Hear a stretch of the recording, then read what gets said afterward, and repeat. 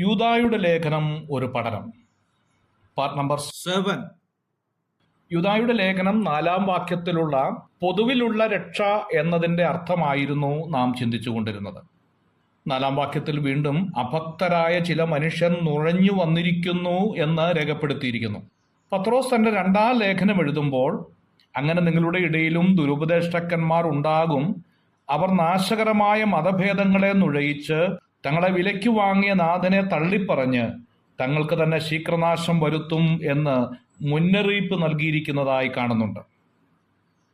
ദൈവസഭയ്ക്കുള്ളിൽ നുഴഞ്ഞു കയറിയ അഭക്തരായ മനുഷ്യരുടെ പ്രവൃത്തി മൂലം സഭയ്ക്കുണ്ടാകുന്ന കേടുപാടുകളെക്കുറിച്ചാണ് യൂദാ ഇവിടെ പ്രവചിക്കുന്നത്. നുഴഞ്ഞു വന്ന കള്ള സഹോദരന്മാർ ക്രിസ്തുവിലുള്ള സ്വാതന്ത്ര്യത്തെ ഹനിപ്പിക്കുന്നു എന്ന് ഗലാത്യ ലേഖനം 2-ാം അധ്യായത്തിന്റെ 4-ാം വാക്യം വായിക്കുമ്പോൾ മനസ്സിലാക്കാം. അവർ ആട്ടിൻകൂട്ടത്തെ ആദരിക്കാത്ത കൊടിയ ചെന്നായ്ക്കളാകയാൽ എന്നാണ് അപ്പസ്തോല പ്രവൃത്തി 20-ാം അധ്യായത്തിന്റെ 28-ാം വാക്യത്തിൽ വായിക്കുന്നത്. വിശ്വാസത്യാഗത്തിനും ജീവിത വിശുദ്ധിയിൽ നിന്ന് അകന്നു പോകുന്നതിനും ആളുകളെ വശത്താക്കി തങ്ങളുടെ പിന്നാലെ വലിച്ചു കൊണ്ടുപോകുന്നു എന്നും കാണുന്നു. ചക്കരവാക്കും മുഖസ്തുതിയും പറഞ്ഞ് സാധുക്കളുടെ ഹൃദയങ്ങളെ വഞ്ചിക്കുന്നവരാണ് ഇവർ എന്ന് ഓർമ്മപ്പെടുത്തുകയാണ്. അവർ വീടുകളിൽ നൂഴ്ന്നു കിടക്കുകയും പാപങ്ങളെ ചുമന്നുകൊണ്ട് നാനാമോഹങ്ങൾക്കും അധീനരായി എപ്പോഴും പഠിച്ചിട്ടും ഒരിക്കലും സത്യത്തിന്റെ പരിജ്ഞാനം പ്രാപിപ്പാൻ കഴിയാത്ത പെണ്ണുങ്ങളെ സ്വാധീനമാക്കുന്നു എന്ന് രേഖപ്പെടുത്തിയിരിക്കുന്നു. തികച്ചും നുഴഞ്ഞുകയറ്റക്കാരുടെ പ്രവർത്തനവും നിലപാടും ആദിമസഭയ്ക്ക് ഒരു വലിയ വെല്ലുവിളിയായിരുന്നു എന്ന് മനസ്സിലാക്കാം. യോഹന്നാന്റെ ലേഖനത്തിൽ ഇവരുടെ ഉപദേശങ്ങൾ പലതും പരാമർശിക്കുന്നുണ്ട്. യേശുവിനെ ക്രിസ്തുവല്ല എന്ന് ഇവർ നിഷേധിക്കുന്നു. 1 യോഹന്നാൻ 2-ാം അധ്യായത്തിന്റെ 22-ാം വാക്യം. യേശുക്രിസ്തുവിന്റെ ജഡാവതാരം ഇവർ നിഷേധിക്കുന്നു. 4-ാം അധ്യായത്തിന്റെ 2-ാം വാക്യം. അവർ പിതാവിനെയും പുത്രനെയും നിഷേധിക്കുന്നു. 2-ാം അധ്യായത്തിന്റെ 23-ാം വാക്യം. തങ്ങൾക്ക് പാപമില്ല എന്ന് സ്ഥാപിക്കുന്നു. 1-ാം അധ്യായത്തിന്റെ 8-ാം വാക്യം. ഇരുളിൽ ഇരിക്കുമ്പോൾ തന്നെ വെളിച്ചത്തിൽ വസിക്കുന്നു എന്ന് അവർ അവകാശപ്പെടുന്നു. 2-ാം അധ്യായത്തിന്റെ 8-9 വാക്യം. യോഹന്നാൻ തന്റെ 2-ാം ലേഖനത്തിൽ പരാമർശിച്ചിരിക്കുന്നത് ദുരുപദേഷ്ടാക്കന്മാരെ കുറിച്ചാണ്.